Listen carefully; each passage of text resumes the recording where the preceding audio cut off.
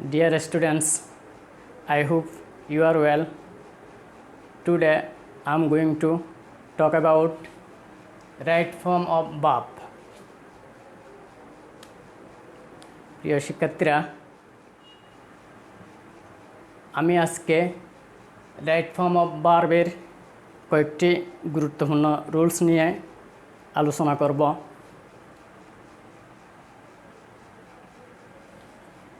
Do not, does not, did not থাকলে সেন্টেন্সে তখন এগুলোর পরে ভার্ব কীরকম হবে। যদি সেন্টেন্সে ডু নট, ডাস নট অথবা ডিড নট থাকে তাহলে এগুলোর পরে ভার্বের বেস ফর্ম বা প্রেজেন্ট ফর্ম হবে।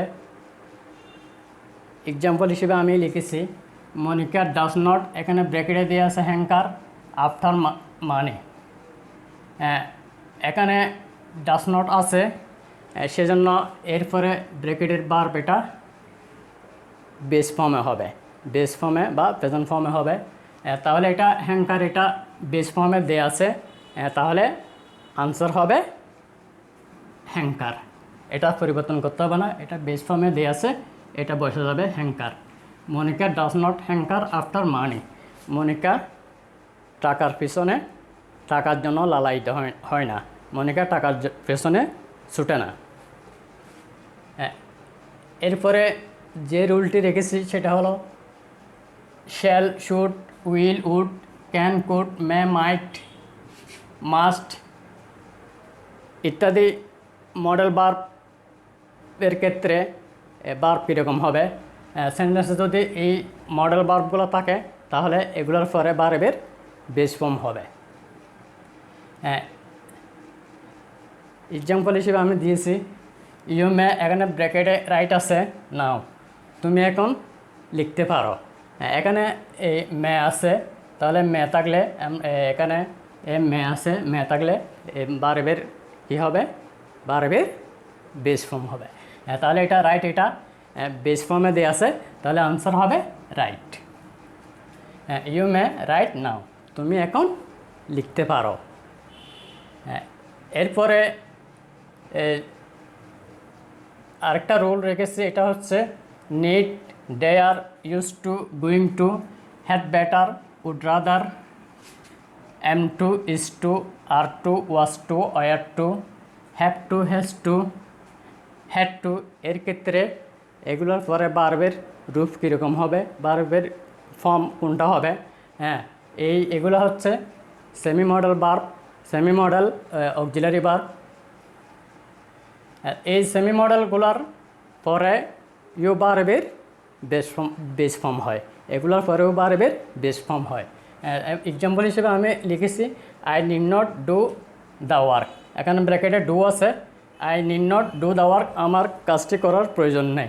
এখানে নিড এটা সেমি মডেল হিসেবে ব্যবহৃত হয়েছে, সেজন্য নিডের পরে ভার্ব, ব্র্যাকেটের ভার্ব এটার বেস ফর্ম হবে। তাহলে এটা ডু, এটা বেস ফর্মে দেওয়া আছে, তাহলে আনসার হবে ডু। এরপরে আরেকটা এক্সাম্পল দিয়েছি ইউ হ্যাড বেটার, ব্র্যাকেটে দেওয়া আছে গো হোম নাও। এখানে হ্যাড বেটার আছে, তাহলে হ্যাড বেটার পরে ইউ ভার্বের বেস ফর্ম হয়। তাহলে এখানে গো, ব্র্যাকেটে গো এটা বেস ফর্মে দেওয়া আছে, তাহলে আনসার হবে গো। You had better go home now, তোমার এখন বাড়ি যাওয়াই ভালো। হ্যাড বেটার বলতে কোনো কাজ করা ভালো এই জাতীয় বোঝায়, অথবা হ্যাড বেটার দ্বারা উচিতত্ব প্রদান করে। You had better go home now, তোমার এখন বাড়ি যাওয়াই ভালো, অথবা তোমার এখন বাড়ি যাওয়া উচিত। এরপরে রুল হচ্ছে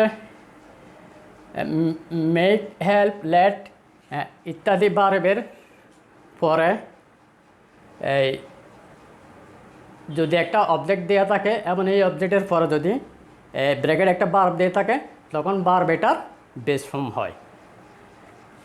হেল্পের ক্ষেত্রে এর পরের ভার্বটা বেস ফর্মও হতে পারে অথবা ইনফিনিটিভও হতে পারে। টু প্লাস ভার্বের বেস ফর্ম এটা হচ্ছে ইনফিনিটিভ।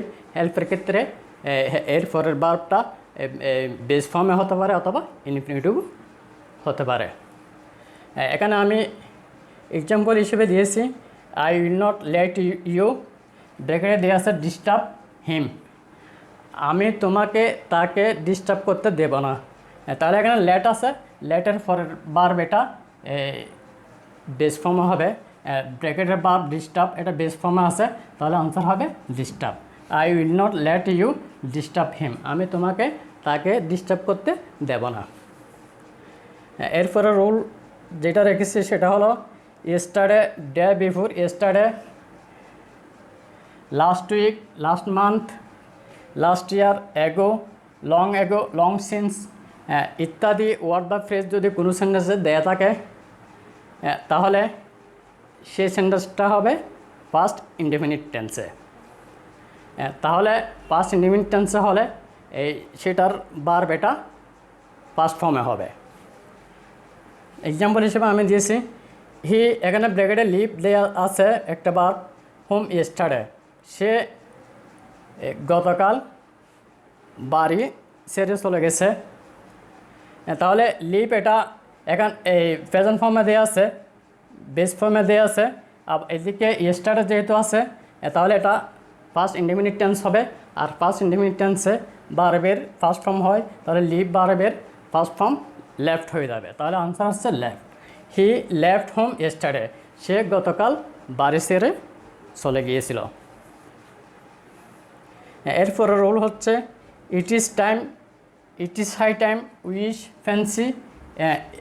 এগুলোর ক্ষেত্রে এগুলোর পরে যে ভার্ব থাকবে ব্র্যাকেটে সেটার ভার্ব, সে ভার্বটা কীরকম হবে?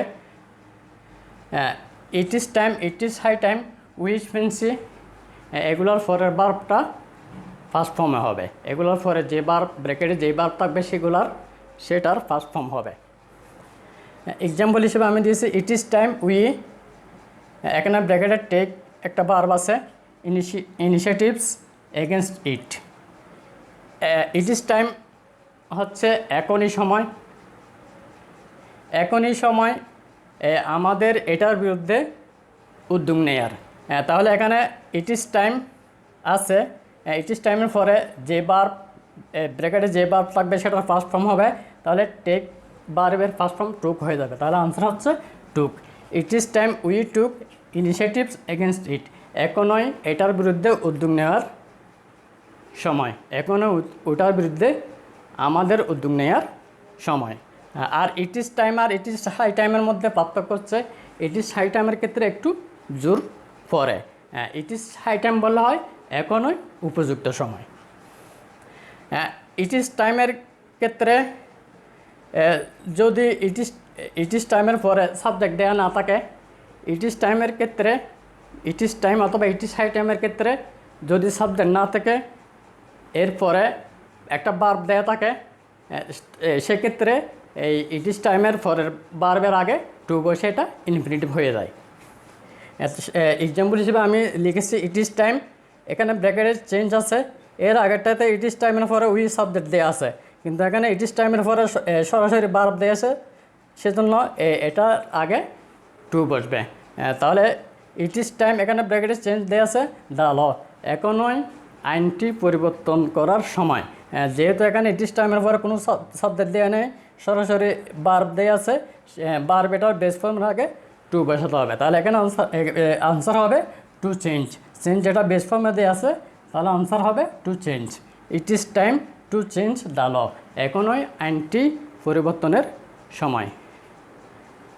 That's all for this lesson. Thanks for watching.